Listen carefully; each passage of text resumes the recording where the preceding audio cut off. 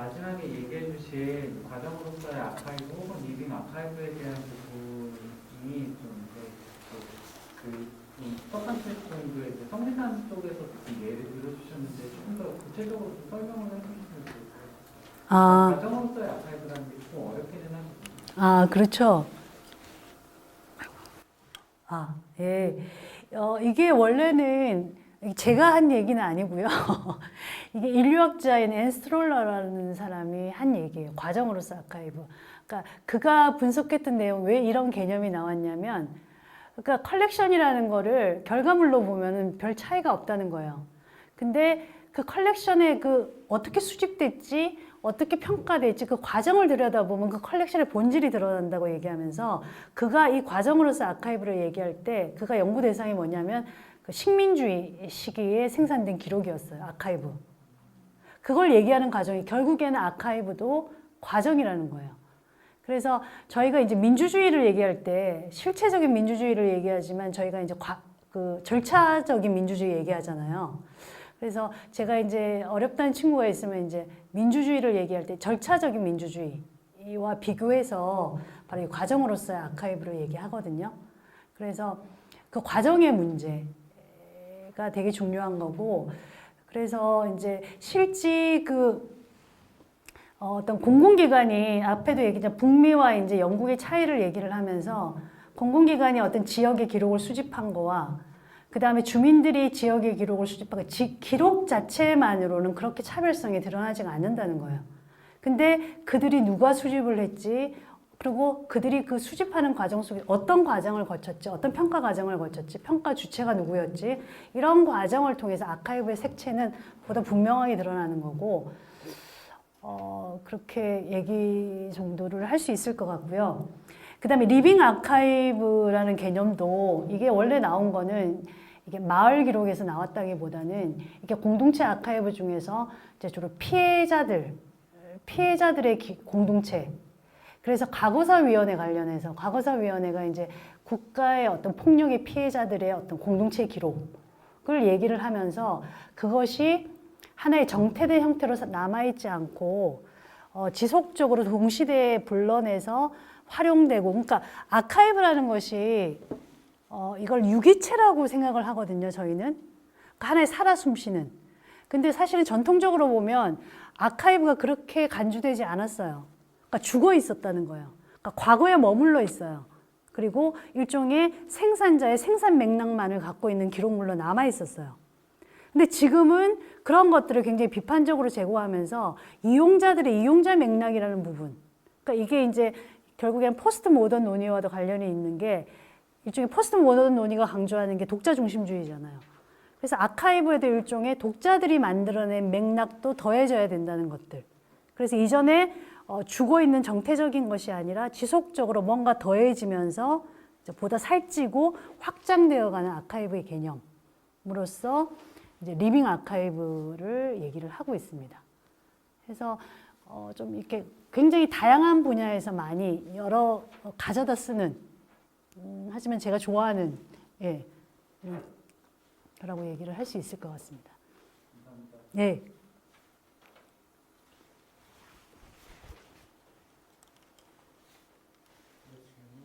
예. 문관육지 마을 아카이브 말씀하시면서 아까 북한은 또 하나의 통치라고도 얘기했다고 했는데 선생님이 생각하시는 민간 아카이브에 대한 중요성을 좀 듣고 싶어요. 그러니까 지원이 부족하지만 그 지속 가능성을 위해서 꼭 필요한 부분이라고도 말씀하셨는데 저는 그 마을 아키비스트 역할과 관련해서 민간 기록을 더 생산하고 확대하는 데 있어서 그런 어떤 윤리적인 체계나 어떤 규범적인 그런 생태계를 조성하지 않고 먼저 민간의 어떤 기록들을 마구 생산하는 것이 오히려 기록의 생태계를 해치는 것이 아닌가 생각도 살짝 드는데 이런 것들을 마을 아키비스트가 만약에 역할을 할 수 있다면 어떤 부분으로 감당을 해야 되고 만약에 그런 부분을 감당할 수 있을 때 이런 민간 기록에 대한 중요성을 어떻게 생각할 수 있는지 궁금해요. 실제 여러분들이 아카이브를 논의하는 데를 가보면 모든 것이 다 공공기록을 중심에 두고 얘기하는 것들을 결국에는 대부분 그래요. 그러니까 예를 들면 기록의 속성이라고 하는 것도 실제 뭐 진본성, 뭐 이용 가능성, 신뢰성 이런 것들이 기록의 속성으로 간주가 되는데 사실 그러한 잣대로 본다면 민간 기록이 기록에 포함되기가 굉장히 어려워요. 무결해야 되고. 지금 그래서 지금 말씀하신 맥락에 정확히 닿는지는 모르겠는데 영국은 실제 지금 얘기했던 민간 협치를 안 하는 공동체들이 굉장히 많아요. 그러니까 일종의 지원을 받는다는 것이 일종의 자율성을 해칠 수 있다고 얘기를 하면서 그런 공동체 같은 경우는 이제 자원봉사자들이 주로 활동을 하는 거거든요. 근데 단점이 뭐냐면 그런 공동체는 굉장히 정체성이 명확하고 때로는 굉장히 반헤게모니적인 그런 반정부적인 그런 것들을 드러내요, 적극적으로. 하지만 그런 경우에는 지원이 없기 때문에 실제 그런 공동체 아카이브를 이용하려면 이용자 입장에서는 굉장히 힘들어요. 체계적으로 되어 있지 않는 데다가 네트워킹에도 전혀 참여하지 않고 그리고 자원봉사자들을 위해서 운영이 되기 때문에 약속을 어렵게 하고 그 사람의 시간과 또 조정을 해서 그곳에 직접 가서 만나야 되고 그런 어려움이 있어요. 하지만 그럼에도 불구하고 여전히 지원을 받지 않겠다. 그렇게 활동하는 공동체들도 있어요. 공동체 아카이브들도 있고. 근데 저는 굉장히 협약을 맺을 때, 그러니까 어떤 협치의 어떤 관과 협약을 맺을 때 적어도 일정 부분 공동체가 자율성을 담보하고 몇 가지 어떤 공동체의 니즈만 충족이 된다면 그런 어떤 융통적인 협약 관계가 저는 굉장히 도움이 된다고 생각을 하거든요. 그래서 이전처럼 어떤 협약 관계에 있어서 모든 기록물의 소유권이나 활용권 이런 거를 다 기관에 넘겨주는 방식이 아니라 적어도 이 정도는 우리가 딱 하겠다. 자율성을 유지를 하겠다. 하지만 이 정도까지는 그러니까 공공의 이익을 위해서 우리도 일정 부분 양보하겠다.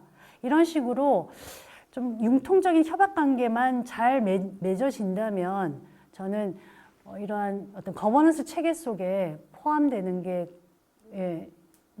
윈윈 할 수 있는 그러한 방안이라고도 얘기를 하고 있고 대부분의 학자들이 어떤 필요한 부분이라고 얘기를 하고도 있는 그러한 상황입니다.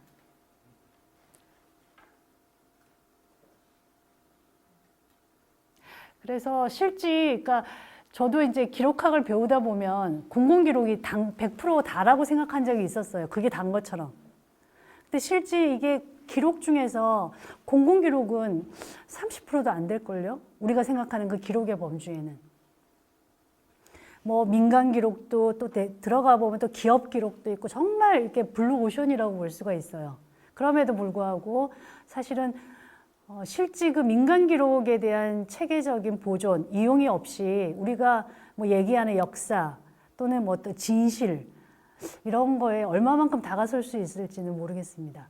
그래서 최근에는 그러니까 진실이라는 부분, 그러니까 팩트는 많이 수집을 하겠죠. 하지만 그것들이 굉장히 파편적이고 결국에는 그것이 하나로 묶여서 우리가 추구하는 어떤 이제 진실이라는 부분으로 나아가기 위해서는 민간 기록이라는 부분들이 이 갭을 메워줘야만 저희가 이제 조금 명확하게 뭔가 볼 수 있지 않을까 그런 생각을 합니다. 저는 지금 현재 도시재생 사업을 진행하는 과정에서 고민이 돼서 제목을 보고 판단을 왔는데요. 저는 이제 현장에서 조금 진행을 하면서 이렇게 현장에서의 온도 같은 것들을 좀 많이 느끼고 있거든요. 예를 들면 이제 서울시에서도 이제 마을 아키비스트 사업 같은 거 해서 이제 주민들이 이제 아키비스트의 역할을 하게끔 권한도 주고 이렇게 이제 원했지만 사실 현장에서 저희도 그런 걸 원하거든요. 예를 들면 간단하게 우리가 이제 집단회를 하고 거기에 대한 기록을 남긴다라고 해도 만약에 이제 기관에서 그 기록을 작성한다고 하는 거친 언어들이나 고정적인 언어들을 선별해서 기록을 남기게 되고 그 다음에 이제 그런 식으로 이제 어떻게 보면 현장의 정보나 데이터들을 조금 선별적으로 들어가게 되는 부분들이 많이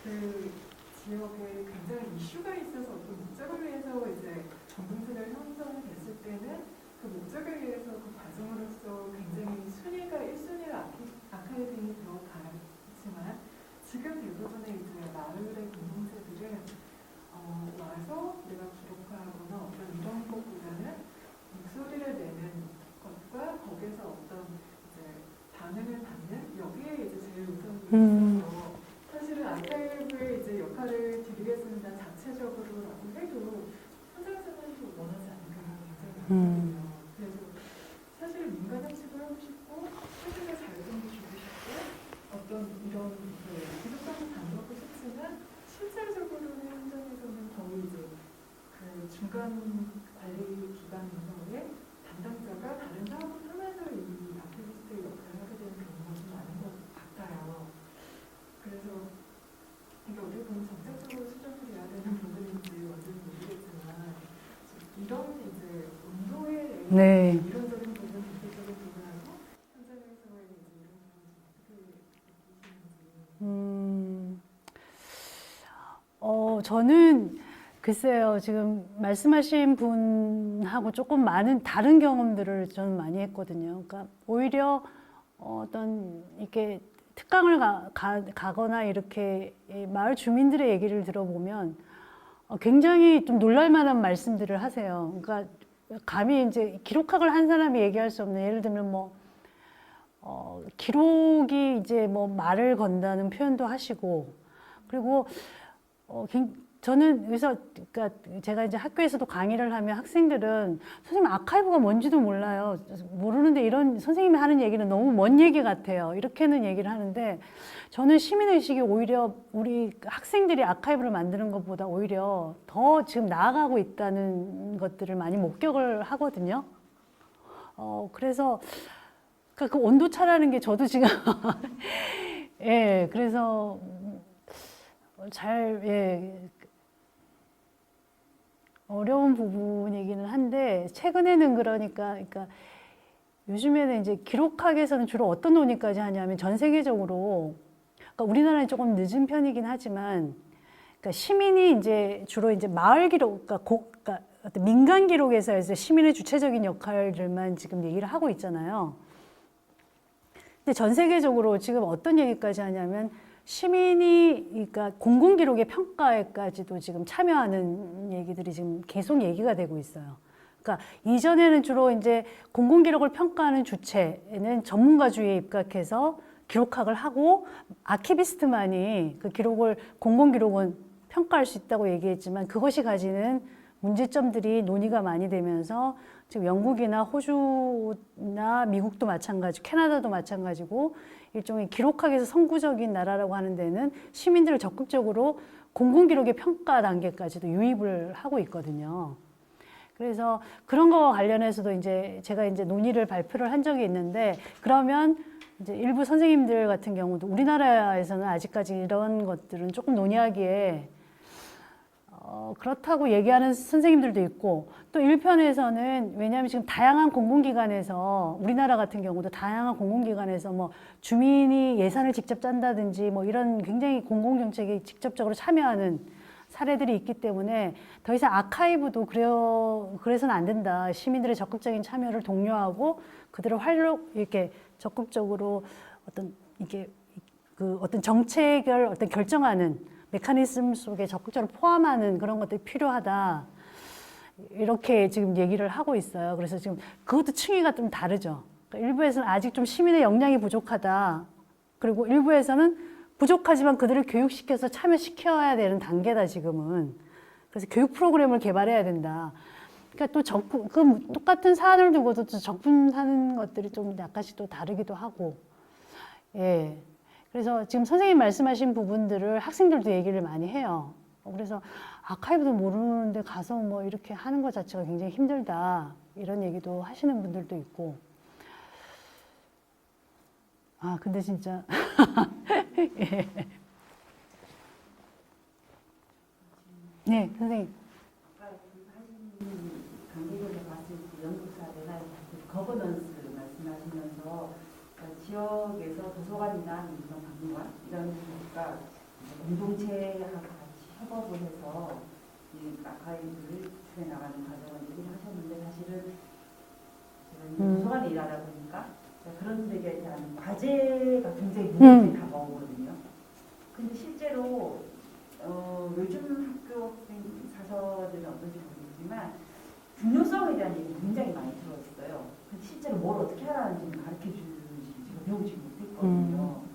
그래서 실제로 그 지역에서 공동체 안에서 같이 민간하고 같이 뭔가 아카이브를 해나가는 과정에서의 기관의 역할은 무엇인지 어떤 뭐 공간을 내준다거나 자본을 내준다거나 그런 역할에 그치는 것인지 어느 정도의 호흡을 이루어 가야 되는지 사례에 대한 궁금증이 있고요. 그리고 두 번째로 아까 마을 아키비스트에 대한 얘기를 하셨을 때 그것과 처음에 강의 초반에 말씀하셨던 그 아카이브 대상된 그 기관을 타자화하지 않는다는 말씀을 하셨던 것과 연결돼서 고민이 되었던 부분이 그럼 마을에 이제 아키비스트 활동을 하기 위한 사람 내부자의 관점으로 기록을 좀 정리하고 남기고 그러니까 다시 재가공하고 이런 역할을 해야 된다고 저는 이해가 되는데 그러기 실제적으로 사실은 되게 어려운 일인 것 같거든요.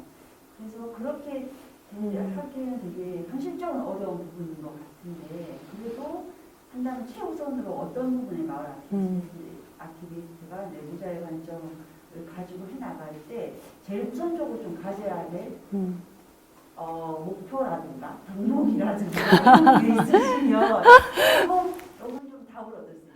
그러니까 되게 실무적인 게 구체적인 거를 듣고 싶어 하시는 것 같아요.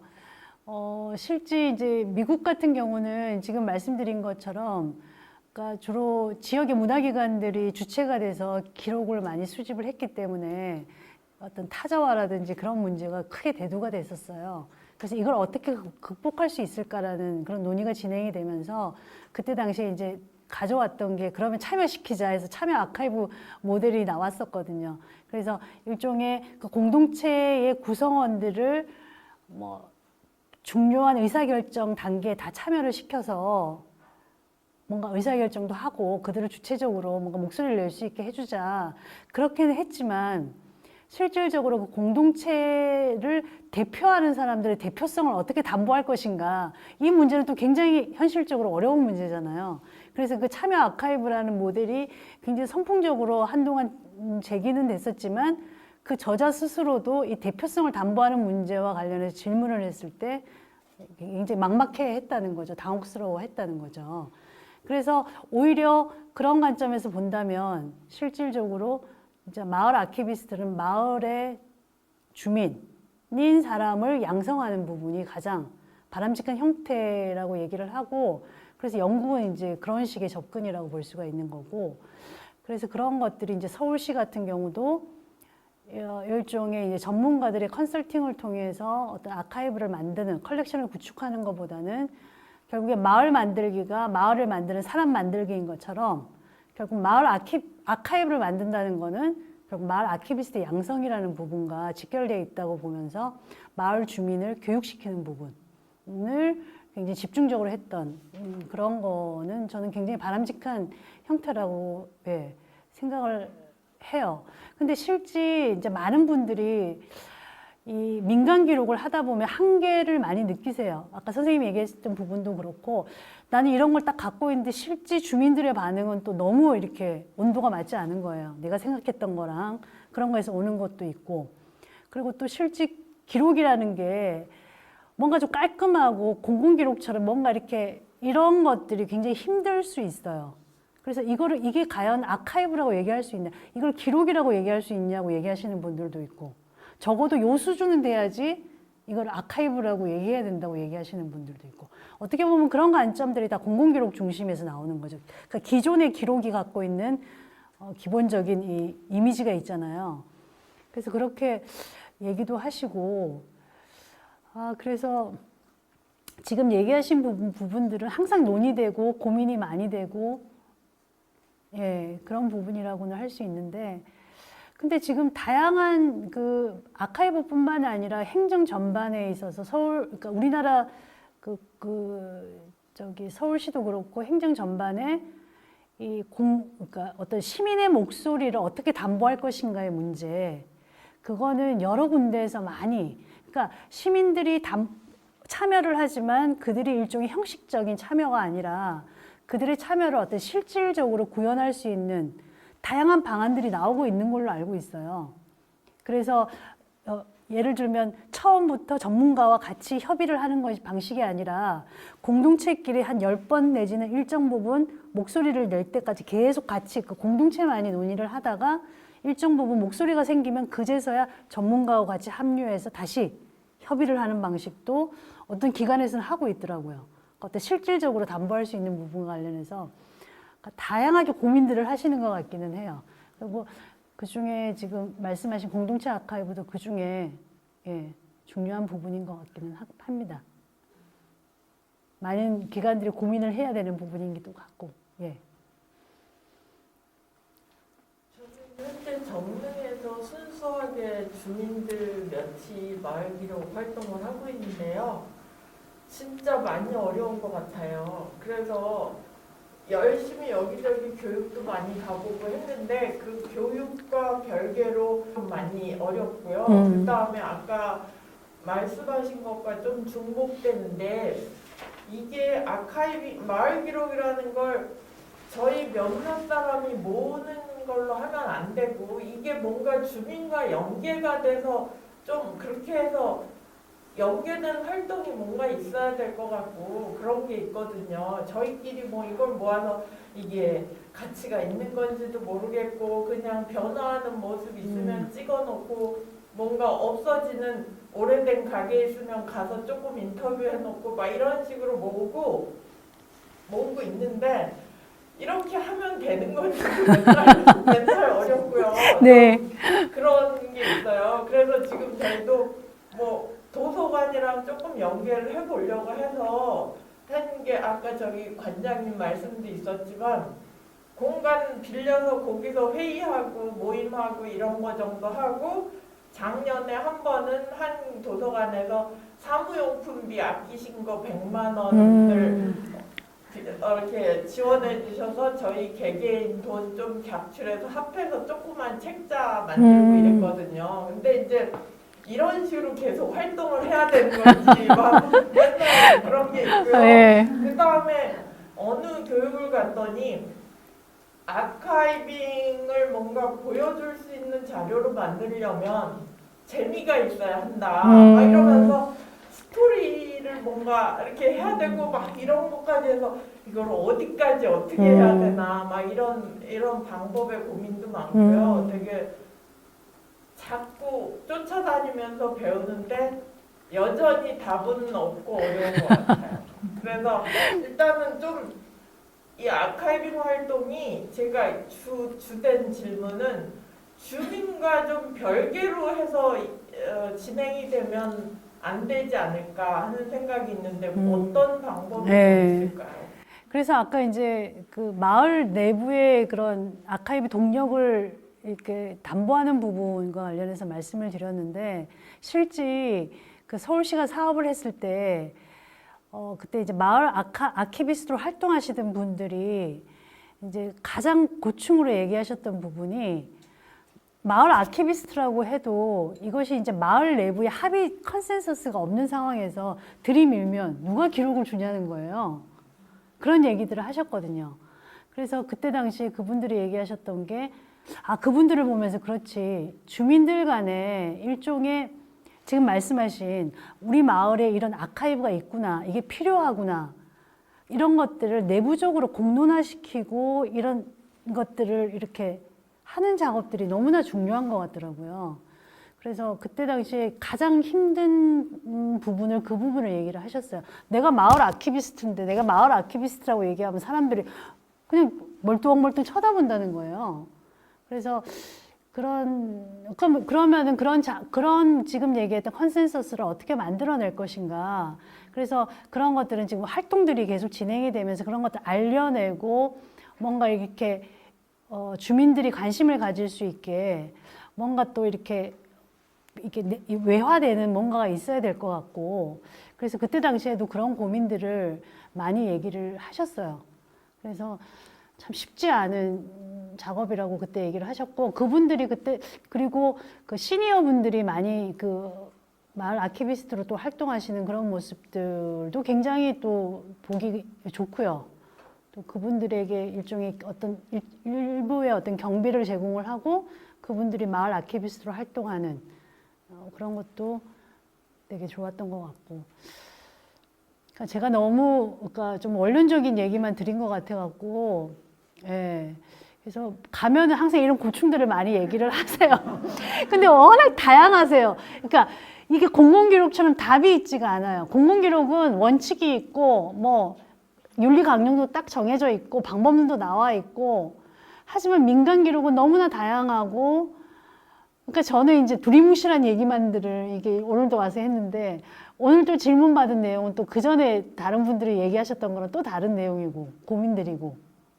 그래서 워낙 영역도 넓고, 다양하고, 주제도 다양하고 그래서, 예, 또 다른 질문인데요. 원래 이 제목에 도시재생과 마을 네. 아카이브 이렇게 나와서 저는 사실은 양쪽에 다 관련이 돼 있거든요. 마을 기록은 그냥 제가 주민들과 모여서 조금 하는 거고, 도시재생 쪽에 활동가로 그건 조금의 기본 수입 약간은 얻는 그런 거여서 저는 그게 연관이 있는 것 같아서 왔는데 조금 내용은 다른데요.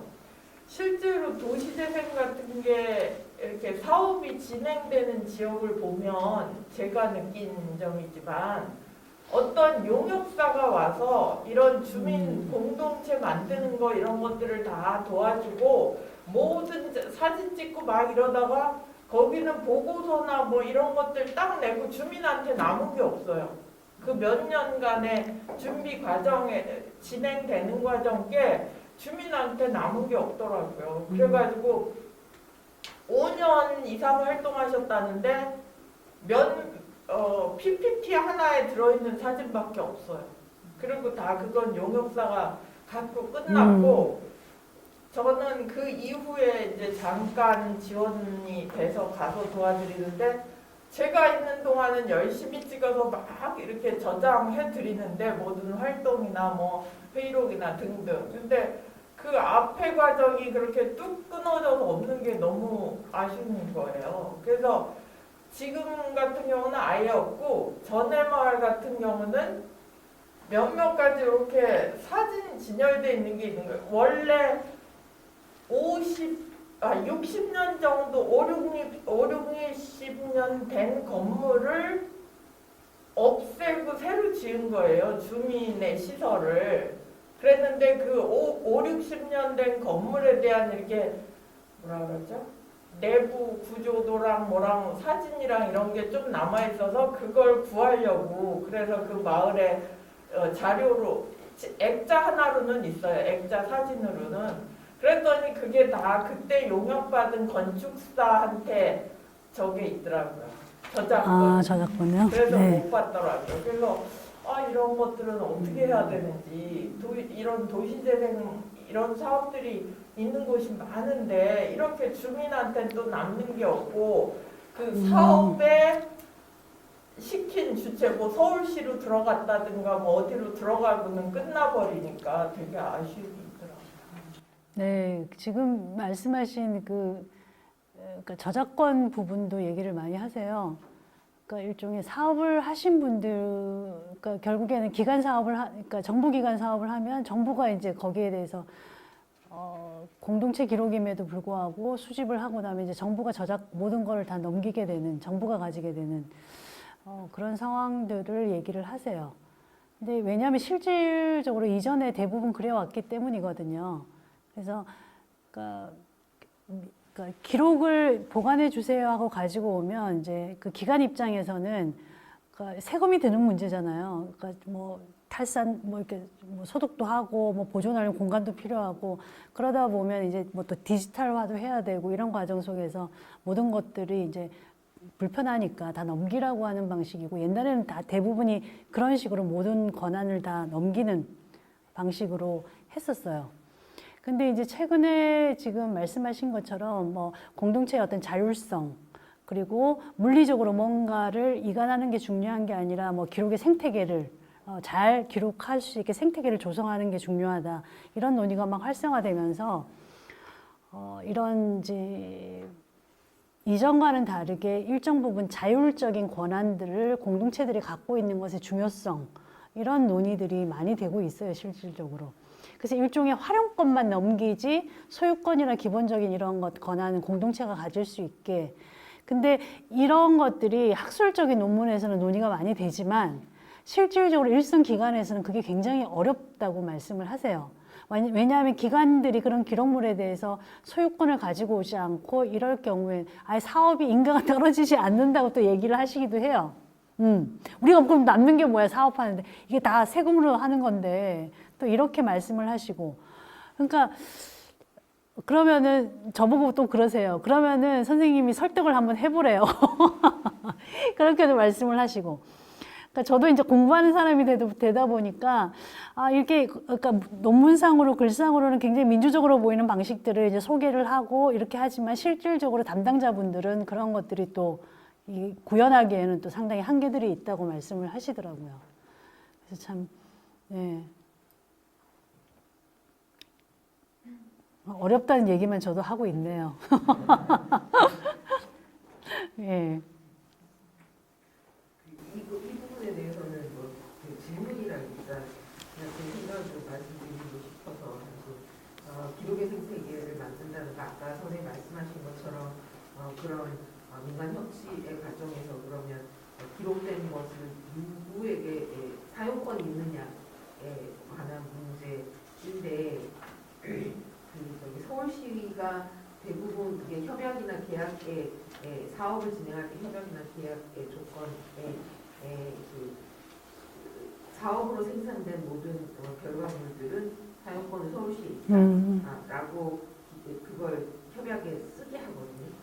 그런 폭력적 방식의 협약이 아닌 게 목소리들을 시민들도 내야 하고 학계에서도 내야 하고 공공기관에서도 그걸 자성하고 인식하는 과정이 지금 기록의 생태계도 제대로 정말 우리가 이게 지속 가능성을 담보하려면 행정의 혁신이 일어나지 않으면 이건 양도된 권한이라는 거에 대한 관의 인정을 기반으로 한 행정 혁신이 일어나지 않으면 사실은 생태계의 지속성이라는 것은 담보될 수 없는 거라고 생각하고 그걸 위해서는 그 학계에서도 그다음에 현장에서도 민간에서도 다 같이 목소리를 굉장히 강하게 주장해야 되는 부분이라고 생각합니다. 네. 제 생각은 그렇습니다. 네. 그래서 아마 그런 부분들이 잘 안 된, 그러니까 지금, 그러니까 그런 경우에는 영국 같은 경우는 아예 협치를 안 하는 그런 경우, 공동체들이 발생을 하는 거고, 그러니까 아까 제가 이제 말씀드릴 부분이, 그러니까 이 협약이라는 것들이, 그러니까 원래 기록을 공동체와 기관들이 협약을 맺을 때 이제 이전 방식은 아닌 다양한 협약의 방식들이 논의가 되고 있어요. 그래서 아까 말씀을 드린 것처럼 100% 모든 소유권을 공동체가 가지는 방식은 무리가 갈 수 있어요. 그러니까 일종의 공동 소유권의 방식도 얘기가 돼요. 그래서 어떤 기록물을 폐기하거나 무슨 중요한 결정을 내릴 때는 일방이 그 결정을 할 수 없도록 공동체와 기관이 같이 공동의 코오너십을 가지는 방법도 논의가 되고 있고, 또 때로는 이런 방식, 그러니까 그러니까 공동체 활용권만 넘기는 방식. 왜냐하면 그것들이 왜 문제가 됐냐면 생산자임에도 불구하고 기록을 액세스할 수 없는 상황들이 생기는 거예요. 나중에는 이 모든 걸 넘기기 때문에 특히 민감한 기록들 같은 경우는 더하죠. 그러니까 인권을 어떤 인권 침해의 기록이라든지 정부에서는 그것들을 폐기하고 싶고 은폐하고 싶은 국가 폭력의 경우에 그런 경우에는 그들의 일단 넘어오면 그것들을 비공개 기록이라든지 접근을 못하도록 모든 권한을 막아놓는 경우가 있거든요.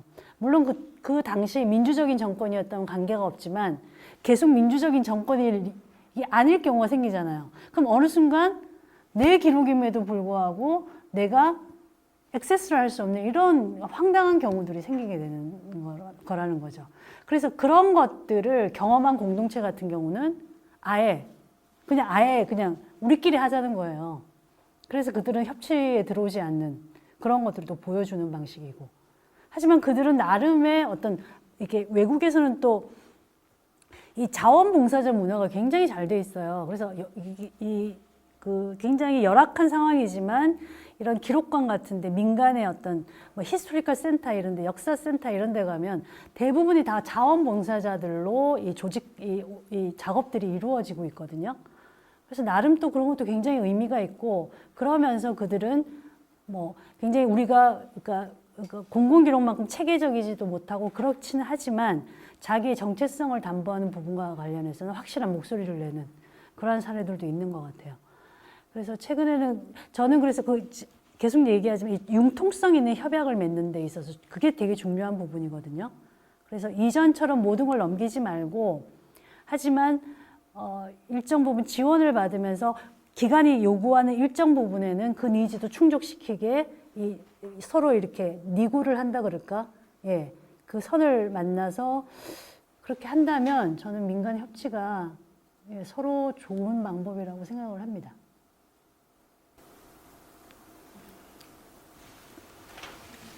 시간이 저희가 거의 8시 마무리 시간이 넘어가는 질문하실 분이 여기 질문 3분 정도만 더 받고 마무리를 할까 하는데요. 아쉬워서 질문을 아직 하시고 싶은 분들이 계시지만 집에 와서 생각하지 마시고 질문 해주세요. 저는 좋습니다. 저 이렇게 현장의 목소리 이렇게 듣고 이게 왜냐하면 요즘에 워낙에 그 온라인상에 하니까 피드백을 받기가 굉장히 힘들어요. 그래서 저도 계속 이렇게 줌으로만 뭐 특강도 하고 수업도 하다가 여러분들 만나니까 너무 반갑습니다. 이렇게 피드백이 오니까 너무 좋고요. 네. 진짜 궁금한 거 하나. 그럼 얘기하셔도 될 것 같아요. 근데 이제 아까 좀 이제 잠깐 이제 스쳐 지나갔는데 풀무 컬렉션 좀 궁금하거든요. 그 풀무학교 갔을 때도 이제 그 풀무학교의 그 공동체와 그 약간 이제 그 사람들의 모습들이 좀 인상 깊었던 것도 많았고 그래가지고 풀무 컬렉션 어떻게 진행돼요? 그 최근에 그냥 그때 그 당시에 그 컬렉션 만든 걸로 있어요.